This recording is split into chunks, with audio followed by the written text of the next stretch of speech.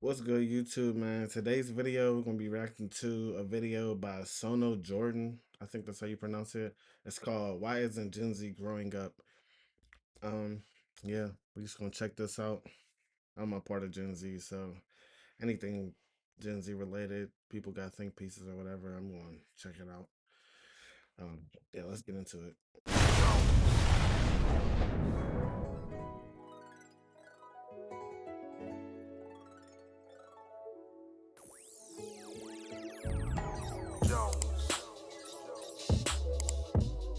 Kruger man. The reason why Gen Z have such a hard time with growing up is because Gen Z does not have any of the milestones past generations have. What happens when an entire generation of people cannot enter a job market because entry-level jobs have collapsed? Nearly everyone I've talked to recently is just like, yeah, haha, I can't really afford groceries. The average person in America under the age of 35 will never be able to afford a home. What happens when an entire generation doesn't grow up? Gen Z have no reason to believe that they're ever going to have economic security. What's the point of planning a future when everything is falling apart? I've been forced to drop out of university because I simply can't afford to keep studying. I don't think our generation can budget their way out of this. Gen Zer says they'll need more than $500,000 a year to feel successful. At this point, I seriously think Gen Z is just screwed. Why isn't Gen Z growing up? If you've encountered a Gen Z person recently and somehow convinced them to like you, they might have shared one of their most sacred and beloved cultural traditions with you, complaining about how awful everything is. Help wanted, but only for boomers and not Gen Z. My 2 new cashiers quit because I said their boyfriends couldn't stand here for their entire shift. And I, being a short-form brain rot-loving Zoomer who has also spoken to other Zoomers, at least the ones who have developed language, am seeing a huge increase in this lingering sense of hopelessness that's been permeating in the air. A kind of apathy. A kind of general disconnect from societal expectations. And while it's easy to just call Gen Z something like lazy, and I'll be the first to admit, it's pretty fun to do that too, if you take a moment to dig deeper into what's going on, you'll see that there are some pretty serious issues. They don't own houses, they're not married, they don't have kids. Many aren't even sure what they want to do with their lives. It kind of seems like Gen Z's life is just a sad TikTok edit that's on an endless looping cycle. And as a Zoomer, it seems like somewhere in the back of their mind, there's this quiet, nagging voice that's just constantly talking to them. It's a quiet, disheartening feeling that by this age, they should be further. I mean, if we go back, our parents were buying homes at 25 years old. They were starting families at 27, starting wars by 30. I mean, for example, recently I've been watching a show called Cheers, which for those of you who don't know what that is, it's a show that takes place in the 80s and 90s in a bar that's in Boston. In this show, there's a waitress at the bar, Carla Tortelli, and one of her gags is pretty much how many children she has. She starts the show with 4 children and then she ends it with 8. The wild part though is that she's able to support all of these children just with the money she makes as a waitress. And compared to today, that's absolutely insane. I mean, you could probably barely keep a pet rock alive if you got paid what she did today. And when my 2 neurons started to fire and connected these ideas, I began to wonder, if the generations before us were able to reach all of these milestones, why does it feel like Gen Z is stuck? So when I say growing up, I'm not talking about the rite of passage that is watching Nickelodeon and then being able to watch Nick at Night, then consequently falling asleep while watching TV and then waking up in the middle of the night in a cold sweat to the sound of the George Lopez theme song. I'm talking about reaching the milestones that people have been reaching for generations as they got older. It starts with moving out of your parents' house, then you get a job, you get married, you buy a home and you have kids. Not necessarily in that order, and maybe instead of having kids, you might adopt a feral dog or a highway or something like that. And for decades, most people followed that path. But if you look at where we are now, it's like somebody's playing Sims 4 with the Lovestruck expansion pass, then they went into the settings and turned the silliness up just a notch. Well, it was probably more like 100 notches of silliness turned up. And you know what? They probably changed how our Sims look too, because I've seen a lot of people with unnaturally large. According to the US Census Bureau, about 32% of adults ages 18 to 34 are living with their parents. That's 1.5 million more young adults living with their parents than a decade before. And that's a 6.3% increase, which is more than double the rate of population growth for that age group. So in my brain, it sounds like we're developing a generation of basement dwellers. It's like when Skynet created the Terminators to take over the world, except instead of having an army of super cool looking robots, We're gonna get an army of that one guy from South Park who plays World of Warcraft, which is probably more terrifying than the Terminators. On top of that, for the first time in modern history, living with your parents is the most common arrangement for adults under 35. More common than living with a spouse or a partner. Then what about marriage, you may be asking? What about the old ball and chain? The Institute for Family Studies projects that 1/3 of Americans who turn 45 in 2050 will never have married at all. Only 20% of 25-year-old women and 23% of 25-year-old men will have ever married today. And those are close to the lowest numbers ever recorded. But if it makes you feel any better, Batman was never canonically married. So there's hope for you. Except Batman probably also didn't canonically watch 4 hours of brain rot TikToks a day, but that's just me being nitpicky. In 1975, the most common outcome for young adults was reaching all 4 of those milestones. They moved out, they got jobs, they got married, and they had kids. 45% of young people reached all 4 of those. Now let's fast forward to 2024, the year we were blessed with the appearance of Raygun the Breakdancer. In 2024, the most common pathway is just the economic milestones, which that would be working and living independently, but not married and not raising children. And that's now just 28% of adults. So not only are they reaching less of these milestones, there's a lower percentage of them even reaching this lower amount of milestones. But here's the crazy part. These milestones haven't just shifted to be later in life. In many cases, they've disappeared altogether from the Gen Z past. So it's not that they're hitting adulthood milestones slowly, it's that they're hitting a completely different set of milestones. But with all of that being said, I feel like that begs the question, is this a personal failure or is something else going on? To afford the median-priced home in America right now, you need to earn $112,000 a year. The median US income is about $87,000 a year. If you go into your closet and grab your thinking cap, which I know you may have some trouble finding it because you probably haven't used it in a while, you will find that there is a bit of a discrepancy between the two numbers that are $112,000 and $87,000. And the difference between those two numbers is a lot of Robux. Only 27% of Gen Z owns a home, and when baby boomers were the same age, it was over 40%. Monthly housing payments hit $2,800 at their 2024 peak, which was an all-time high. It was a record. It was in the record books. Mortgage rates more than doubled from their pandemic lows, and if we look at rents in high-cost states like New Jersey and California, 40% or more of young adults are still living with their parents, specifically because they can't afford to leave. For all the idiots that keep commenting, just leave, bro, just move out. You thought I haven't tried, bro? You thought I haven't never thought about that? You don't just leave or just move out. There's so many variables you gotta be in control of first. First off, in this economy, there's already the rent that you gotta worry about. Everything's hella expensive for no reason. So if you're going for somewhere cheaper, you gotta make sure that's still a safe neighborhood. So I'm trying to find a delicate balance between a good price and somewhat of a safe neighborhood. And that's just specifically the housing side of things. What about the debt side? Student loan debt exceeds 1. Hold on. You don't even need to just skip to the debt. I mean, the house is only just where you're gonna live. You still gotta eat, you still gotta have clothes, you still gotta, I mean, I guess you don't have to have a car, but there's gonna be, transportation. A lot of people ain't even trying to take buses no more. They doing Uber. That's gonna add up. I mean, it's doctor's visits, dentists. Like, man, you better hope your job got insurance, because that's gonna, man, stuff is just not affordable. I mean, I've done like multiple videos on this topic, and I feel like it's always just as like frustrating and like baffling how bad, like, it's like the economy just gets worse. But instead of like actually hearing the concerns of people who's saying the economy is bad and is experiencing this, I feel like we just get like gaslit into saying, oh, well, you're lazy, you're not working hard enough, you just got to do more, this, that. Oh, you got social media, there's so many different ways to make money and blah blah blah.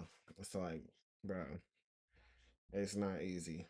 Like, no matter what, it's not only not easy because people had to work hard still back then, but you didn't have to work. Like, your money was more valuable back then.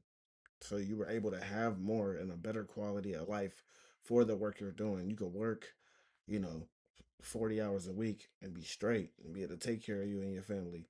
Now you got to work more than that, and you got to do multiple jobs. And like, you just really don't have any time for yourself or to really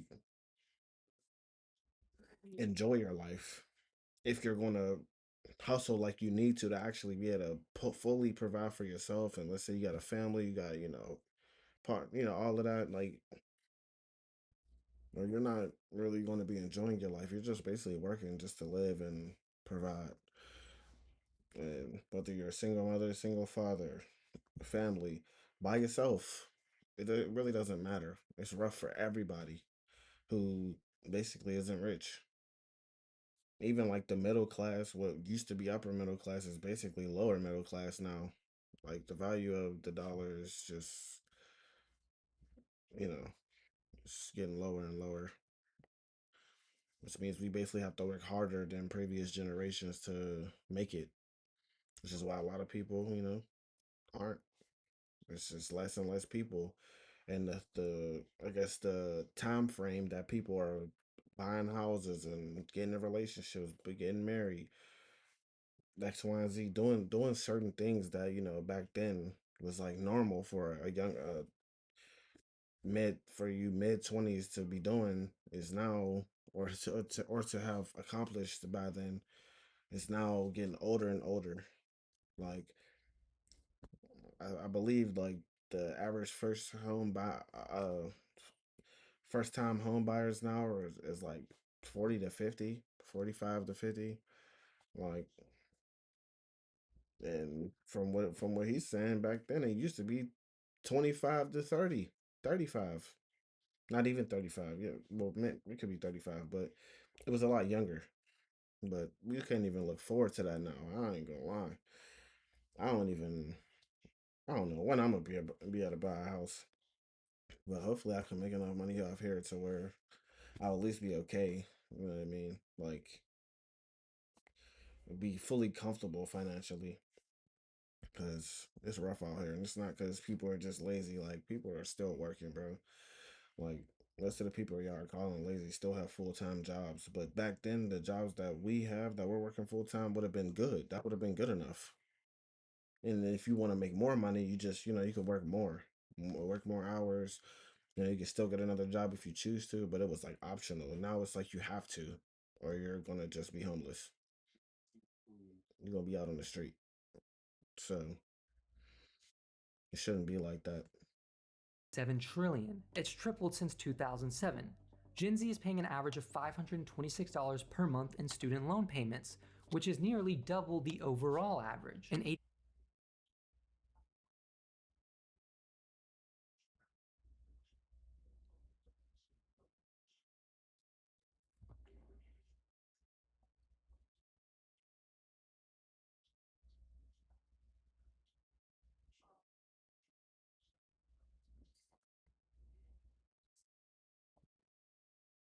4% of Gen Z with student debt say they've delayed major life decisions because of it. And a Bank of America survey found that more than half of Gen Z adults say they don't make enough money to live the life they want. Which, to be fair, if the measurement is for people to live the life that they want, that can be kind of an ambiguous thing. For some people, the life they want may be getting married, buying a house, having kids, and building a family. And for others, it might just be becoming the #1 Fortnite player in the world. And obviously there's a bit of a difference between the difficulty and respectability of those two things. Which I don't want to hate on building a family, but becoming the #1 Fortnite player in the world takes a lot of strategy, discipline, and focus, while raising an iPad kid takes something.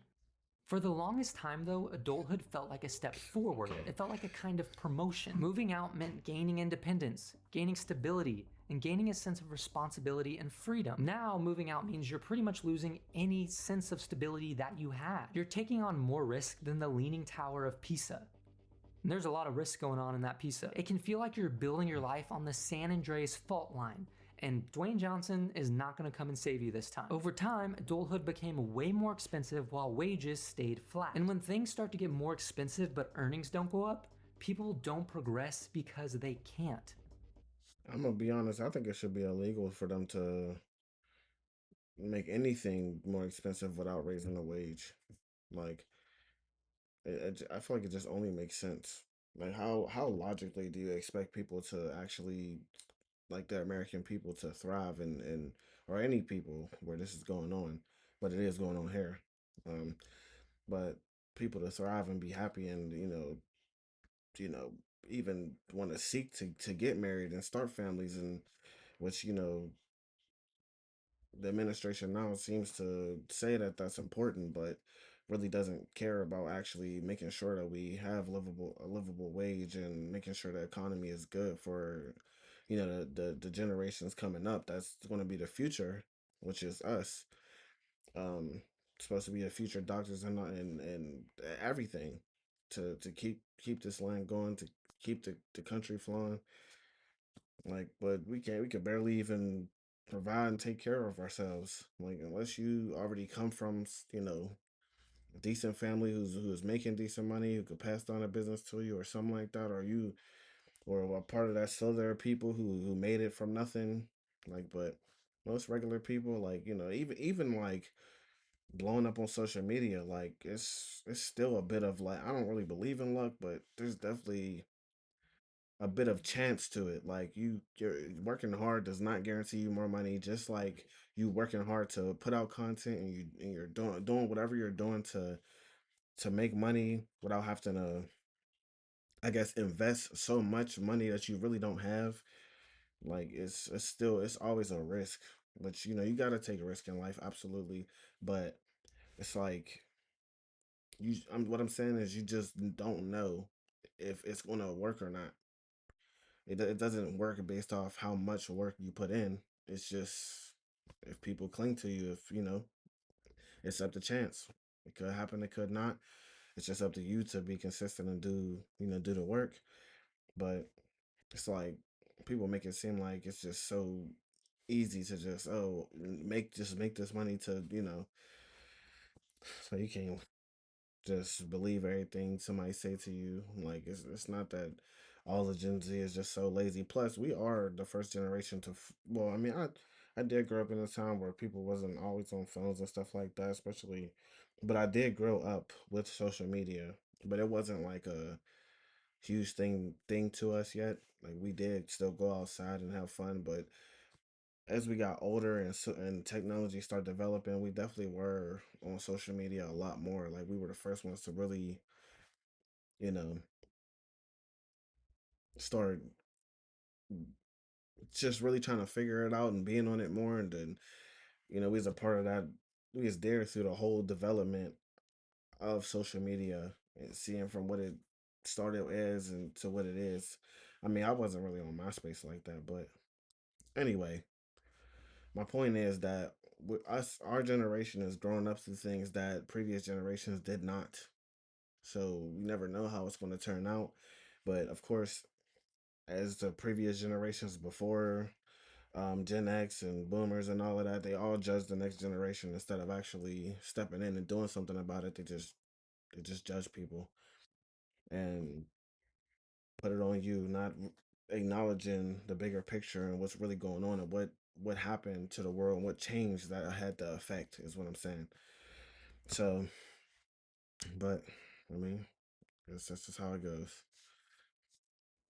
Because we complain all day, but like, what are we gonna do to really change it? Because the things in the world are having a real effect on Gen Z and the world and everybody. But we're talking about Gen Z in particular right now.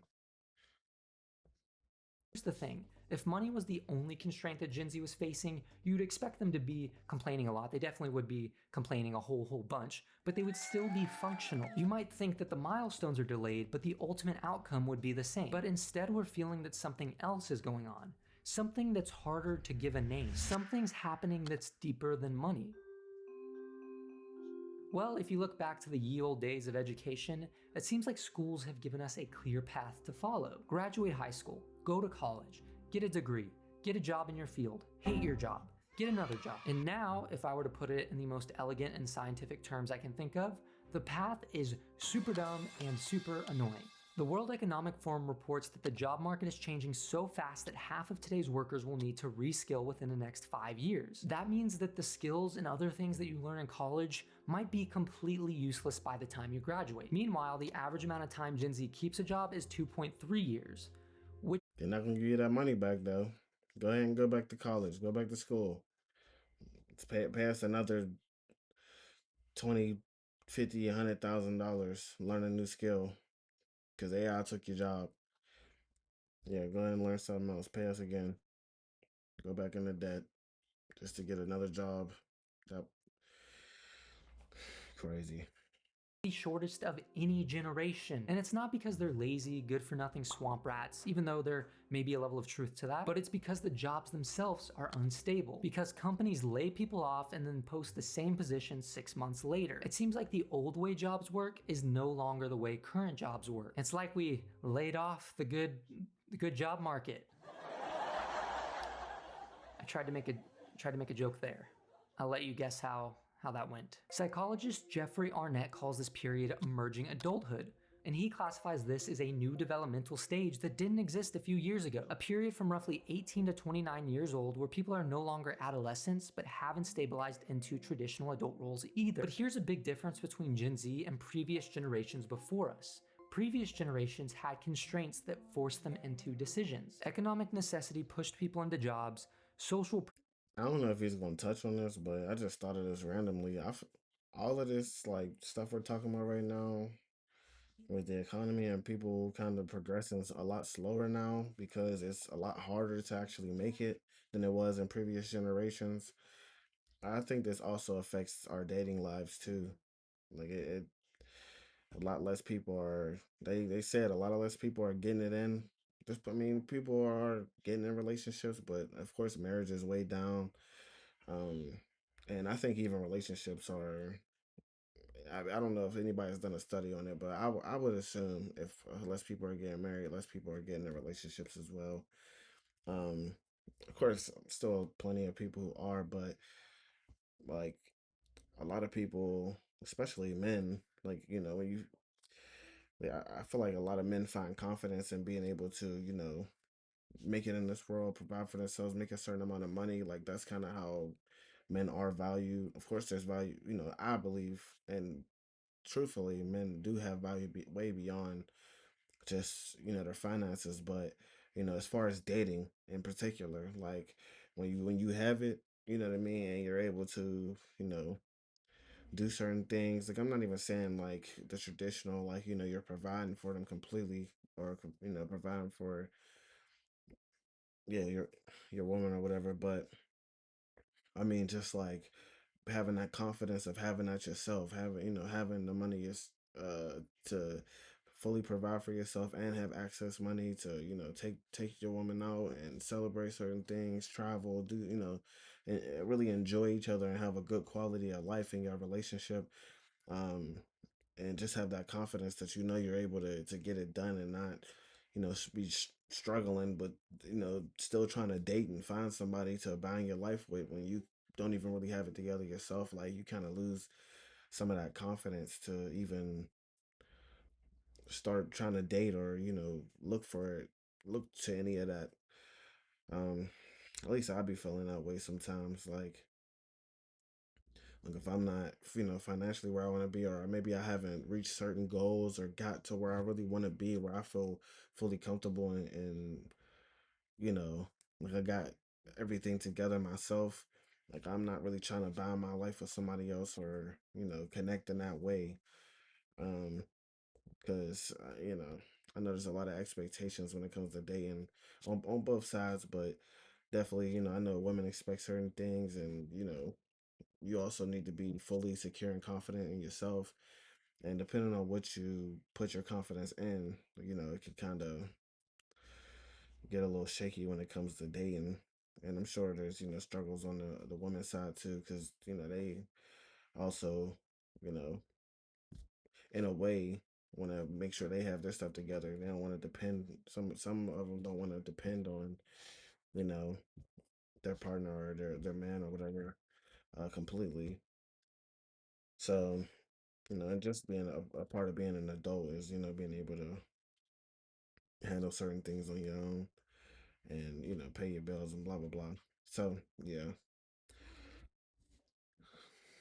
push them into marriage, limited options made choices more clear. And now Gen Z has more options than any generation in history. More career paths, more lifestyles, more things to do. We probably consume more information in a single day than a peasant from the 1500s consumed in a lifetime. I genuinely don't know if a farmer from the 16th century could even handle something like Italian brain rot.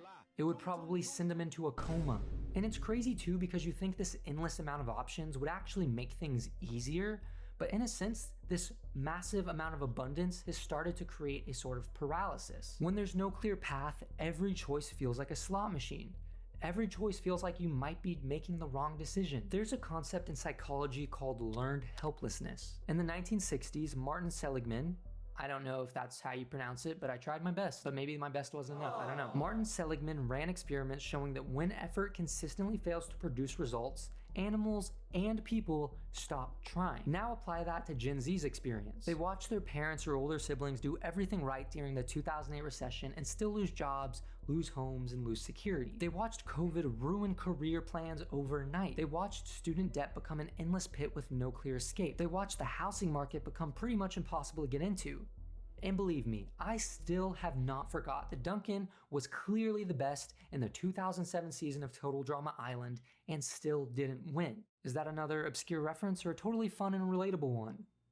Only time will tell. More than 2 in 5 Gen Z don't believe that their generation is set up for success. On one hand, they feel responsible for their futures, which they should, but on the other hand, they feel completely powerless to change it. The gap between "this is your responsibility" and "but you can't actually afford anything" creates a weird kind of psychological difficulty. It creates a disturbance in the force, if you will. 36% of Gen Z has given up on the idea of ever owning a home. Not delayed it, they've totally given up. In many cases, I would argue that this sense of hopelessness doesn't come from failure, but it comes from Gen Z putting in all this effort and not seeing any results. I mean, at the end of the day, you can, generally speaking, recover from failure, but it's much harder to overcome the innate belief that putting in effort is pointless and won't get you anywhere. But can Gen Z adapt to this new world?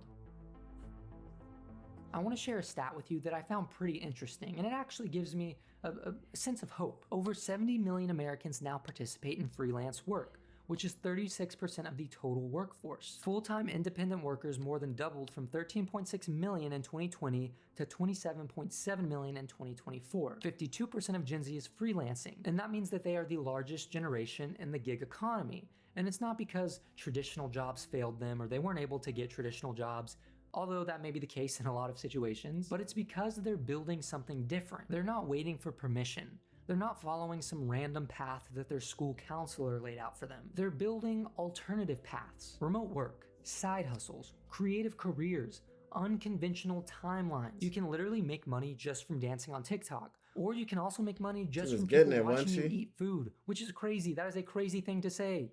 People are paying you to watch you eat food. You can practically start a successful business with nothing but a phone. So I don't think our current world is awful, but it is different. So what does this mean for Gen Z? I already know there's going to be people who saw the title of this video, only watched 2 seconds of it, and then try to argue against everything I said in this video just by repeating the things that I said, because they didn't watch the video. Click on my videos just to comment how much they disagree when they didn't even watch the video. It's my favorite thing ever. This isn't a video about hating on Gen Z. This is a video about our system. Gen Z grew up in a world where old rules stopped working, where the milestones that defined adulthood became financially impossible for many. Why is that happening, bro? Let's go back a little bit. Because they didn't watch the video. Click on my videos just to comment how much they disagree when they didn't even watch the video. It's my favorite thing ever. This isn't a video about hating on Gen Z. This is a video about our system. Gen Z grew up in a world where old rules stopped working, where the milestones that defined adulthood became financially impossible for many people, where the career ladder got shorter and more dangerous, where comparison became infinite and constant. And I don't think it's necessarily that we're failing, but we're learning how to navigate it. And that's not to say that everything that we're doing or everything that we're trying to do is great or even good, but it's just a symptom of us trying to navigate this new world. And maybe the milestones were never actually the point. Maybe they were just synonyms for stability and progress. And if the old ways don't work anymore, that doesn't mean that progress is impossible. It just means there are different ways of achieving it. And if the old ways don't work, that doesn't mean that you're behind. It might just mean that you're building something different. Yeah, man, that's the video for you. Yeah, that was a good one. He threw some weird little side comments in there, trying to take little shots at Gen Z, you know, as these people do. But anyway, yeah, man, that's been your video. I hope you enjoyed. Make sure you leave a comment down in the comment section down below, like, share, and subscribe. And until next time, I'm out.